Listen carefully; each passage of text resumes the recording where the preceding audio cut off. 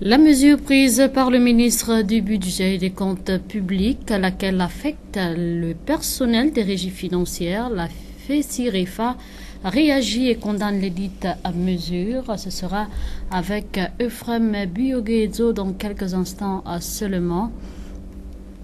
Mesdames et messieurs, bonsoir et merci de nous faire une place dans vos ménages. Soyez les bienvenus à cette édition d'information. Suite aux nombreux cas d'abandon des personnes âgées, enfants et malades mentaux, les affaires sociales de la province de Logoué-Maritime a tenu également à se pencher sur les mécanismes afin de venir en aide à ces personnes. Les précisions avec Raïssa Karianando de Média Plus. Devant la multiplication des actes d'abandon des personnes vulnérables, entre autres enfants, vieillards et malades mentaux, il convient de se pencher sur les mécanismes des pouvoirs publics pour venir en aide à ses compatriotes. Au titre des missions régaliennes de l'État, on peut citer l'aide sociale. Il fut un temps où on parlait de coordination provinciale des affaires sociales, mais les choses se sont réorganisées pour nous. Donc aujourd'hui, on ne parle plus de coordination provinciale des affaires sociales, bien qu'on n'ait pas encore de pancarte, mais on parle plutôt de direction provinciale des affaires sociales, sinon de l'action sociale. Nos missions, en gros, s'il faut résumer, c'est de venir en aide aux personnes défavorables.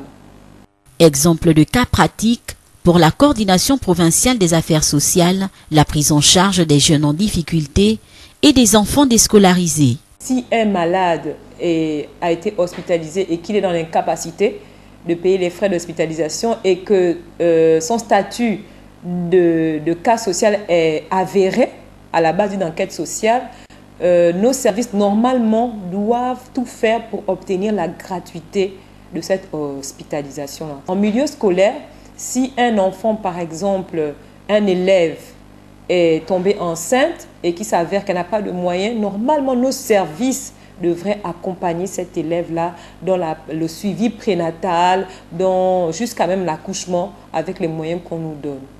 Toutefois, l'absence de moyens d'accompagnement laisse les agents dans l'incapacité de mener à bien leur mission. Quand le tribunal n'arrive pas à trancher, savoir qui des deux parents, à qui les deux parents l'enfant doit être confié, le tribunal nous saisit pour des enquêtes sociales sur le terrain. Nous sommes en quelque sorte des auxiliaires de justice. Donc, on fait un rapport d'enquête sociale et puis on met nos conclusions à l'intérieur qu'on dépose au niveau de la greffe civile. Et il y a aussi le problème de couple. C'est-à-dire, il y a des familles qui sont en déchirement. Notre mission, c'est de ramener la sérénité dans ces familles-là à travers des entretiens, à travers des sensibilisations, à travers des visites à domicile. Il y a aussi le cas des enfants abandonnés. Quand un enfant est abandonné, normalement, quand vous trouvez un enfant abandonné quelque part, c'est nous, normalement, nous sommes mieux placés pour prendre en charge cet enfant-là. Et nous également, il y a un protocole qui est mis en place pour que cet enfant soit placé quelque part. Mais il faut quand même souligner que dans la réalité, ce travail-là est difficile parce qu'on n'a pas toujours tous les moyens.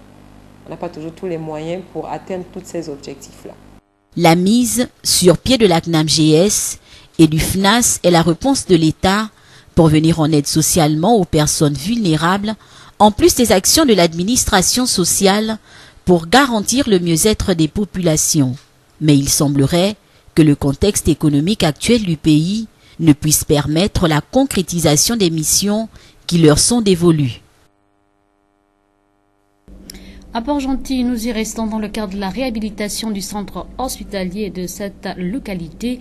L'association Tendance à venir, en collaboration avec l'ONG Convergence, a procédé récemment à une caravane de collecte de fonds. Les précisions une fois de plus avec Raïssa Karianando. Initiée par l'association Tendance à venir, en collaboration avec l'ONG Convergence, sous le haut patronage du président de la République Ali Bongo Ondimba, la caravane de collecte de fonds visant à réfectionner le centre hospitalier de Port-Gentil se poursuit. Débutée par le gouvernorat de province pour le compte de cette deuxième journée, les caravaniers ont parcouru la ville, allant de la préfecture, l'hôtel de ville en passant par les sociétés Morel et Prom, Pécho, puis le marché du Grand Village, où Pascal Ouagny en Bourrouet, à la tête de la caravane, a sensibilisé les populations sur la nécessité d'apporter leur contribution, aussi modeste soit-elle. L'objectif de cette campagne, c'est de pouvoir rénover cet hôpital en très très grande difficulté. Donc nous avons proposé ce projet au président de la République, qu'il a validé, et qui, pour donner une impulsion au projet, a fait un chèque de 100 millions de francs CFA. 50 millions en numéraire, 50 millions en matériel médical. Dans ce sens-là, nous avons aussi suivi, en tant que ministre du pétrole et des hydrocarbures, j'ai mis aussi un chèque de 10 millions de francs CFA. Alors pour continuer la chaîne de solidarité, le conseil politique du chef de l'État a lui aussi mis un chèque à l'intérieur de 10 millions de francs CFA. Jean-Fidèle Otando, il a mis ici un chèque de 10 millions de francs CFA. Alors comme la campagne a commencé, Solidarité Hôpital de Ntchengue a été lancé vendredi avec au total pour un lancement de 80 millions de francs CFA. Aujourd'hui, nous faisons le tour des sociétés pétrolières. Nous allons un peu dans les quartiers. Ce n'est pas le montant qui compte, mais c'est le geste de solidarité. Pour lever les doutes de certains quant à l'affectation des sommes perçues au projet et la sécurité de l'opération, l'huissier de justice fera ses précisions. Le geste qui a été initié depuis lundi, qui consiste à remplir cette urne, se fait dans de très bonnes conditions de transparence. Les fonds ici récoltés seront exclusivement affectés à la réhabilitation de l'hôpital de Ntchengue. Un geste, une vie, c'est ce slogan se résumant en un mot, celui sur la solidarité, que les caravaniers comptent éveiller la conscience des Port-Gentilais en sillonnant les coins et recoins de la cité, allant à la rencontre des populations afin de les emmener à se mobiliser autour de cette action qui, à terme, permettra d'offrir au grand nombre une meilleure prise en charge médicale. Cap à présent, dans la province du Walantem, les opérateurs économiques exerçant dans le secteur forestier sont interdits d'activité. Le point avec Euphrem Bioguezo. La structure qui a été mise en place pour contrôler les aménagements forestiers aujourd'hui se comporte en police des polices. Ça veut dire quoi? Ça veut dire qu'aujourd'hui, dans le cadre de leurs activités dans le Walantem, ils prennent pour cible maintenant les responsables de l'administration des eaux et forêts de la province.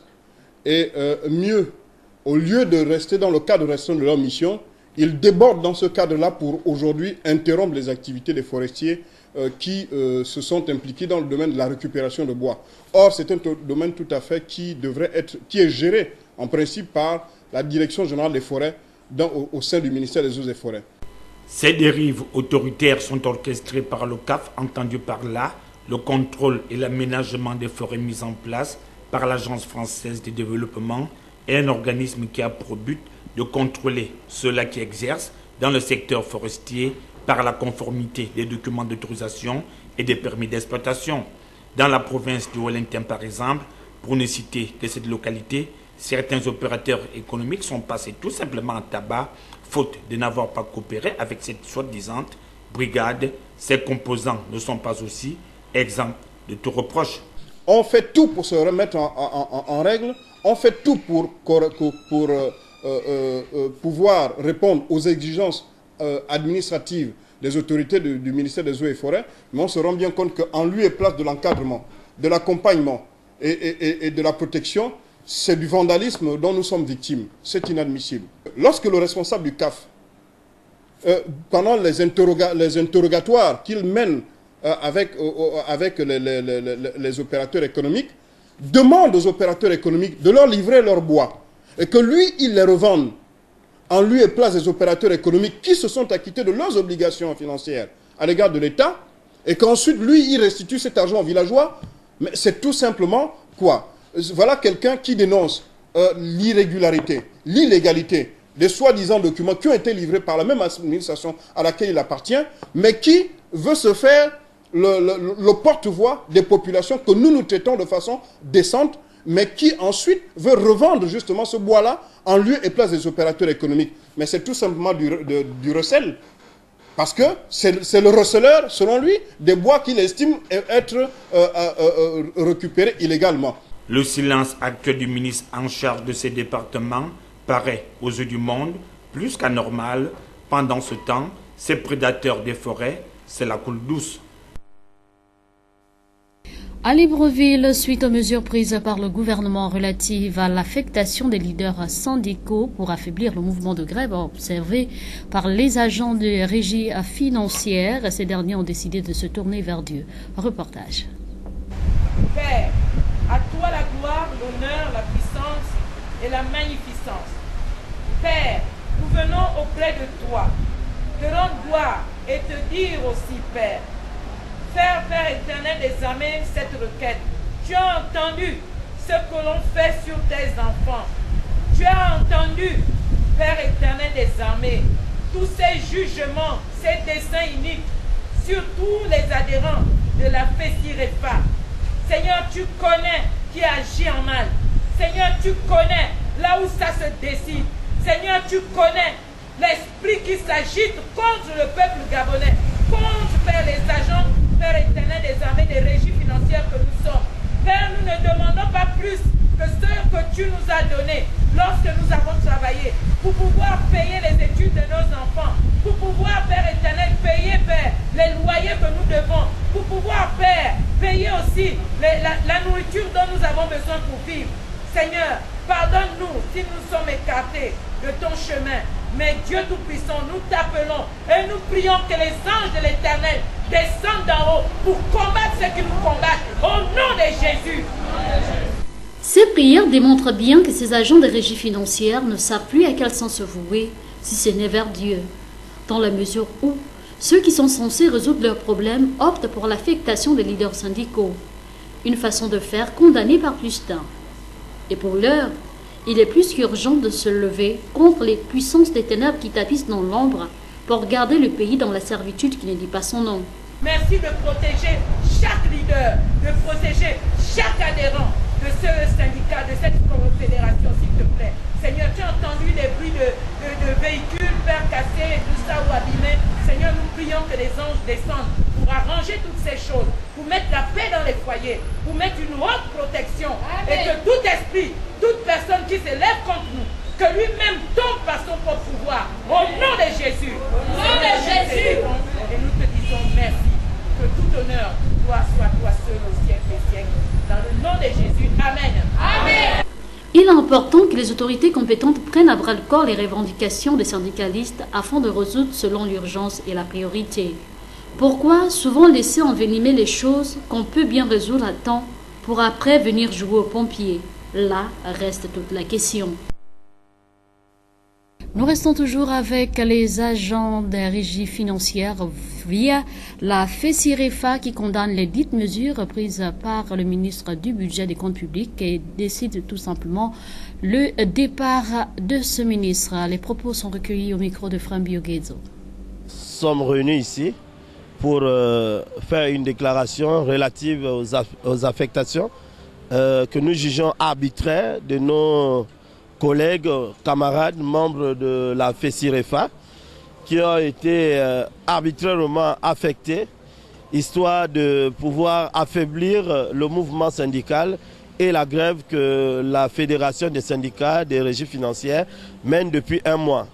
Nous disons simplement que la décision de M. Régis Imongo Tatangani, ministre de l'économie, de décapiter la tête de la FESIREFA et certains de ses membres est une décision hors la loi parce qu'elle est en violation flagrante des dispositions légales et réglementaires. Monsieur Régis Imongo Tatangani s'est substitué à la place du directeur général des impôts, du directeur général de la douane, mais également du secrétaire général du ministère de l'économie, en affectant lui-même les agents dont la nécessité ne s'imposait pas, puisqu'il y a dans ces administrations des agents qui ne sont pas affectés depuis plus d'un an, qui sont sortis des écoles, notamment de l'EPCA, et qui attendent d'être affectés. Nous ne comprenons pas pourquoi nos camarades sont affectés.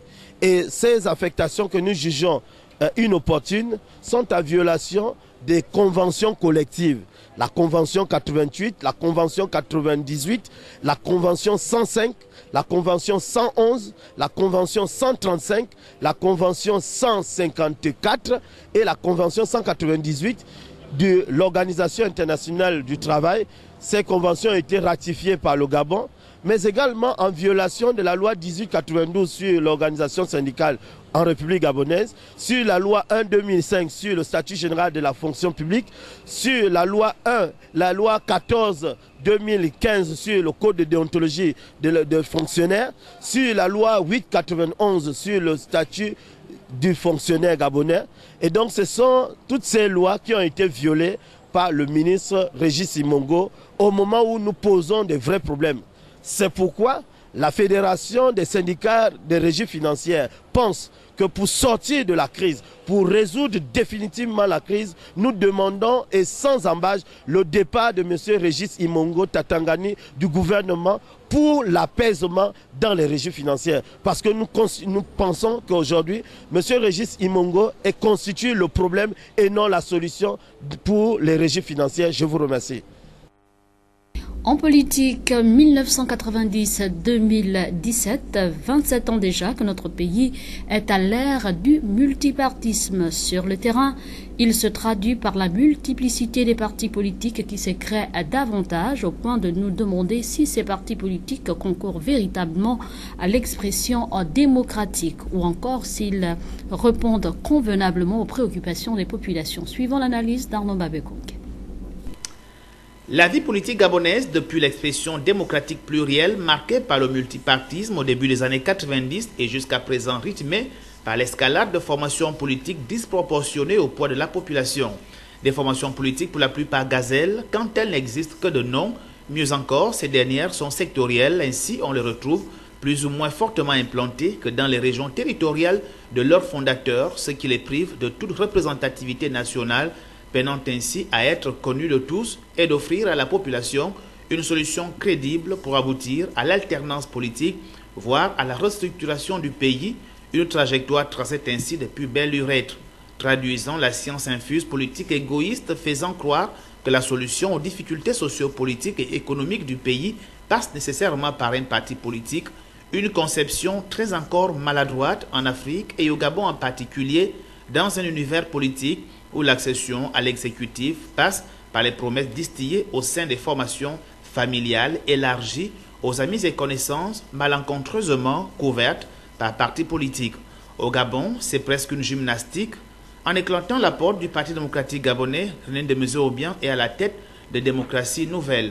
L'ancien Premier ministre Eyeguen Dom, sans parler de formation politique, appelait il y a quelques mois à un regroupement au relent de partis politiques.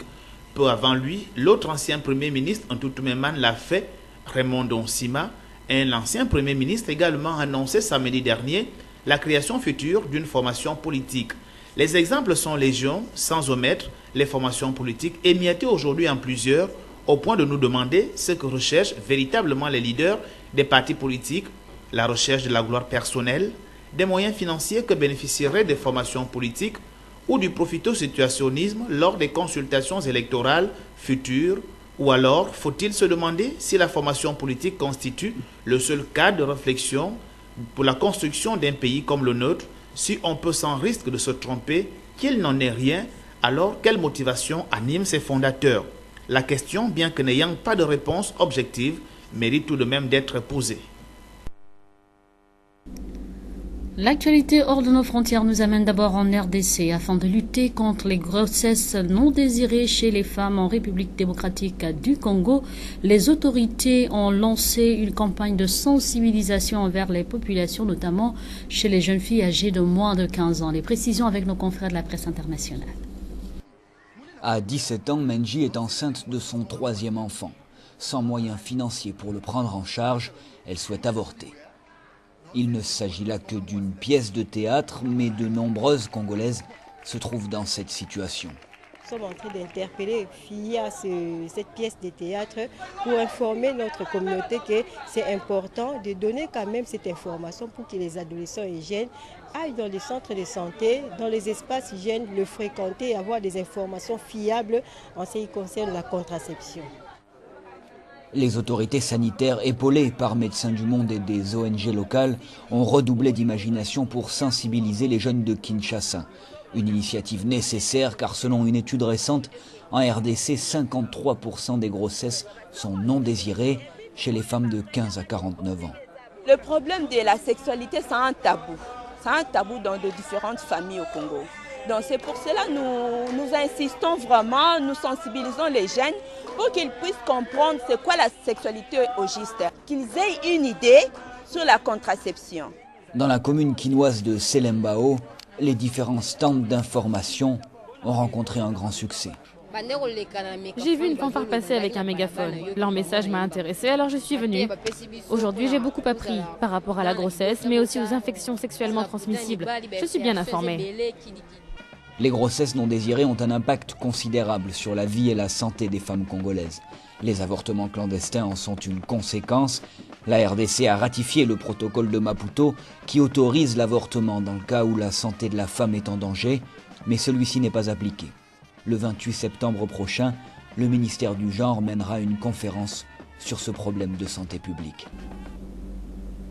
En Birmanie, accusé de terrorisme, le chef de la guérilla Rohingya a tenu à livrer un témoignage afin d'éclaircir certains soupçons. Donc, ils sont accusés depuis l'attaque du 25 août dernier.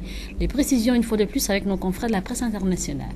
C'est ici, dans l'un des nombreux camps de réfugiés Rohingyas le long de la frontière, que le rendez-vous a été fixé. Une hutte perdue dans un dédale d'abri de fortune pour enfin rencontrer Armen, l'un des chefs de l'Asra, l'armée du salut des Rohingyas de l'Arakan. C'est en 2012 que nous avons décidé de mobiliser les jeunes hommes, les pêcheurs et les fermiers pour défendre nos droits et la nation Rohingya. Depuis l'attaque du 25 août 2017, Rangoon accuse l'Asra d'être une organisation terroriste.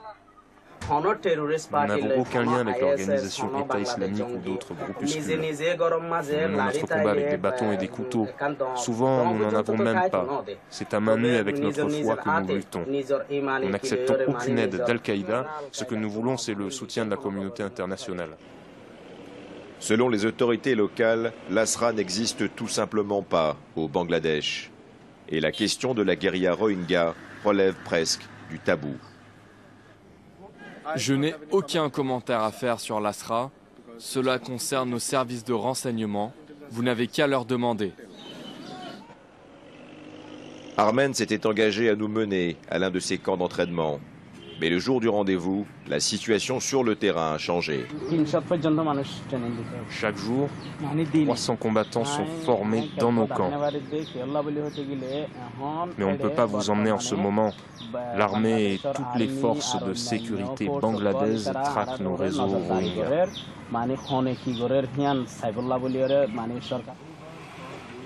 Nous quittons donc cette région troublée de la frontière birmano-bangladaise, laissant la guérilla Rohingya à sa clandestinité et à ses mystères. Nous ouvrons à présent le volet sport avec l'organisation d'un mini-championnat de football dénommé Festi Foot, organisé par l'association sportive Bari Football au stade Nzengayong. Les précisions avec Yasser Nicolando. Afin de célébrer la journée internationale de la paix, l'association sportive Bari Football a organisé un mini-tournoi le week-end écoulé dénommé Festi Foot. Objectif, partager le bien-être de la vie sociale. Un mini-championnat qui a vu à son sein plusieurs jeunes équipes de la capitale, puis la jeune équipe de l'orphelinat Arc-en-Ciel. En ouvrant la messe sur le tapis vert, 2 équipes étaient en lice. ASBF opposé à Arc-en-Ciel, 2 buts partout pour le score final. Idem chez les U20. Satisfait du rendement de l'initiative, le président de l'association sportive Bari Football nous livre ici son sentiment. L'objectif, c'est de passer, de fêter ensemble, de commémorer ensemble la journée internationale de la paix. Comme j'ai pour coutume de le dire, la paix, c'est pas forcément l'absence de guerre, mais c'est d'abord le bien-être en soi. Le fait d'avoir plus ou moins tout ce qu'on veut, le minimum en fait, pour pouvoir essayer de subvenir à ses petits besoins. Donc c'est dans ce cadre-là que ce Festi-Foot a été organisé pour pouvoir partager ce moment avec les jeunes orphelins de l'orphelinat Arc-en-Ciel, avec les jeunes orphelins de... Quant à l'avenir des jeunes talents repérés ici, le président de la dite association compte mettre en place un mécanisme afin qu'ils soient gardés dans de très bonnes conditions. La structure qui monte au projet, l'association sportive Bari Football, est une association qui se charge de faire la formation, l'éducation et la détection des jeunes. Et éventuellement, ils participent à différents championnats. Et pour la saison prochaine, il y aura le championnat minime qui va se jouer, de l'Est minime qui va se jouer. Donc les meilleurs ici de l'orphelinat Arc-en-Ciel seront retenus afin d'intégrer le centre de formation ASBF, Association Sportive Barry Football, pour pouvoir compétir ensemble et essayer de développer le talent qui naît en nous. Nous restons toujours en football. Le retrait de l'organisation du CHAN au Kenya, une décision prise par le comité exécutif de la Confédération africaine de football, une décision qui fait couler déjà beaucoup d'encre et de salive. Réaction dans ce reportage de Yasser Nicolandan. Pas de miracle pour le Kenya comme pressenti depuis quelques jours. Le comité exécutif de la Confédération africaine de football réuni ce samedi à Accra vient d'annoncer qu'il retire l'organisation de la compétition réservée aux joueurs locaux au Kenya. La majorité des membres de la CAF présents à cette messe a donc décidé du retrait de l'événement au Kenya suite au retard accumulé dans la construction des infrastructures du CHAN 2018, dont la dernière visite remonte du 11 au 17 septembre 2017, comme indiqué ici par l'instance faîtière du football continental. Un appel d'offres de candidature pour un nouveau pays hôte a donc été lancé par le secrétaire général de la Confédération africaine de football. Entre autres, le Cameroun, quant à lui aussi, est menacé du retrait de l'organisation de la Coupe d'Afrique des Nations 2019. La construction du stade Paul Biya et celui de Limbé avancent à pas de tortue. Les travaux du stade annexe de Yaoundé n'y ont pas démarré. Idem pour celui de Douala. A noter que pour ces deux compétitions africaines, la CAF a déjà mis en place un plan B. Ce n'est pas un acquis en tant que tel parce que, comme je disais tantôt, il y a appel à candidature, il y a des candidatures qui se manifestent et chacun vient défendre un dossier. Dans le dossier, vous pouvez dire nous allons construire un stade dans tel délai. Nous avons 2 stades, il nous reste 2, ou nous avons 3 stades, il nous reste 1 stade. Il y a d'autres choses en dehors des stades. La CAF vous accompagne, vous désigne peut-être parce qu'au moment où vous présentez les candidatures, votre dossier semble le meilleur. Maintenant, dans le déroulé, si vous n'avez pas pu remplir les conditions, comme c'est le cas du Kenya aujourd'hui, malheureusement la CAF est obligée de vous retirer l'organisation. Bon, il y a plusieurs conditions qui rentrent en jeu, y compris aussi sur le plan de la sécurité. Donc si le pays présente quelques difficultés sur le plan de la sécurité, ça peut aussi être un élément qui puisse faire en sorte que la CAF vous retire l'organisation d'une compétition. Merci, Monsieur le Président. Merci. Que comprendre de ces différents retraits observés depuis quelques années, seule la CAF détient la réponse. Nonobstant certains manquements liés à la tenue de l'événement sportif, certains observateurs du monde footballistique s'accordent à dire qu'il y a anguille sous roche.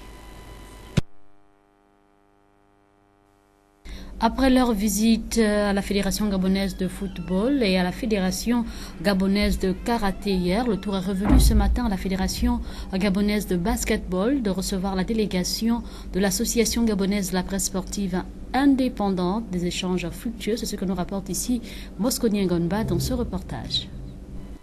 L'attente n'était que de courte durée. C'est à 11h30 qu'ils ont été reçus par Léopold Eva, président de la Fédération gabonaise de basketball, en présence de son bureau directeur. Une visite qui s'articule autour de 2 points, rendre visibles toutes les activités des fédérations et permettre à ces journalistes sportifs de participer au séminaire de formation pour rendre encore meilleures les analyses et commentaires des hommes de médias. J'étais président de la Ligue de basketball de l'Estuaire à l'époque. Nous récompensons les meilleurs journalistes. Ça veut dire ceux-là qui venaient d'eux-mêmes pour couvrir nos événements et en parler.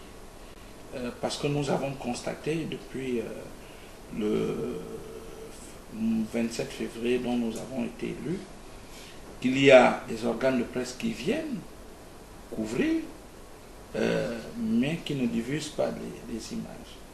Et c'est un peu cela qui frustre, pas nous, mais les acteurs qui se voient captivés par des caméras, par des photographes, mais après il n'y a pas le rendu. Une troisième étape qualifiée de réussite au regard de l'adhésion et la compréhension de ces présidents des fédérations qui veulent également asseoir une politique sportive crédible qui vise à rehausser le niveau des sportifs gabonais. Pour galvaniser toutes les compétences. Nous avons, la possibilité également de voyager avec des journalistes. Lorsque nous sommes partis, nous l'avions fait. Mais nous avons eu des seuls problèmes, c'est que, comme chez nous, hein, dans nos équipes, plusieurs n'ont pas de passeport. Et ça nous avait embêtés parce que nous avions choisi à l'époque 2 journalistes. Et sur les 2, un seul était allé parce que la deuxième personne n'avait pas cette possibilité.